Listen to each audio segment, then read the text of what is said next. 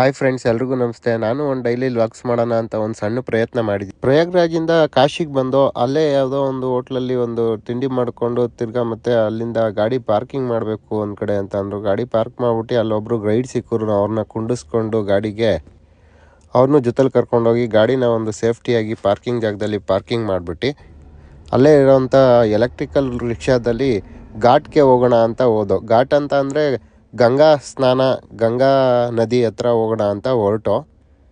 ಅಲ್ಲಿಂದ ಸ್ವಲ್ಪ ಘಾಟ್ಗೆ ಹೋಗಬೇಕು ಅಂತ ಅಂದರೆ ವಾಕ್ನಲ್ಲೇ ಹೋಗ್ಬೇಕಾಗ್ತದೆ. ವಾಕ್ನಲ್ಲಿ ಹೋಗ್ಬಿಟ್ಟು ಘಾಟಲ್ಲಿ ಬೋಟ್ನ ಒಂದು ತೊಗೊಂಡು ಬೋಟಲ್ಲಿ ಕೂತ್ಕೊಂಡು ಅಲ್ಲಿರ್ತಕ್ಕಂಥ ಘಾಟ್ಗಳ ಬಗ್ಗೆ ಎಲ್ಲ ಎಕ್ಸ್ಪ್ಲೇನ್ ಮಾಡಿಬಿಟ್ರು. ಘಾಟ್ಗಳು ಅಂತ ಅಂದರೆ ಅಲ್ಲಿರುವಂಥ ಅರಮನೆಗಳು, ಗೆಸ್ಟ್ ಹೌಸ್ಗಳು, ಇವನ್ನ ಘಾಟು ಅಂತ ಹೇಳ್ತಾರೆ. ಅಲ್ಲಿ ನಮಗೆ ವಿಶೇಷವಾಗಿ ನಾವು ಕಣ್ಣಲ್ಲಿ ನೋಡಿದ್ದು ಅಂತ ಅಂದರೆ ಹೆಣಗಳು ಸುಡ್ತಾಯಿದ್ರು. ಹರಿಶ್ಚಂದ್ರ ಘಾಟು ಮತ್ತು ಮೋದಿ ಘಾಟು ಇದು. ಅಂದರೆ ಇದ್ರೊಳಗಡೆ ಹೋದ್ರೇ ಕಾಶಿ ವಿಶ್ವನಾಥ ಸ್ವಾಮಿ ನೆಲೆಸಿರುವಂತಹ ಜಾಗ.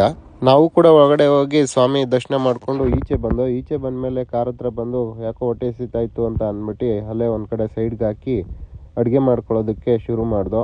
ಅಡುಗೆ ಮಾಡಿಕೊಂಡು ಬಿಸಿ ಬಿಸಿ ಟೊಮೊಟೊ ಬಾತ್ ರೆಡಿ ಮಾಡಿಕೊಂಡು ಎಲ್ಲರೂ ಸ್ವಲ್ಪ ತಿನ್ಕೊಂಡು ಆ ಬಿಸಿ ಬಿಸಿ ಟೊಮೊಟೊ ಬಾತ್ನ ಸವ್ಕೊಂಡು ಮತ್ತೆ ನಮ್ಮ ಪಯಣವನ್ನು ಮುಂದುವರಿಸ್ತೋ. ಅಯೋಧ್ಯೆ ಶ್ರೀ ರಾಮಚಂದ್ರ ಪ್ರಭು ದರ್ಶನ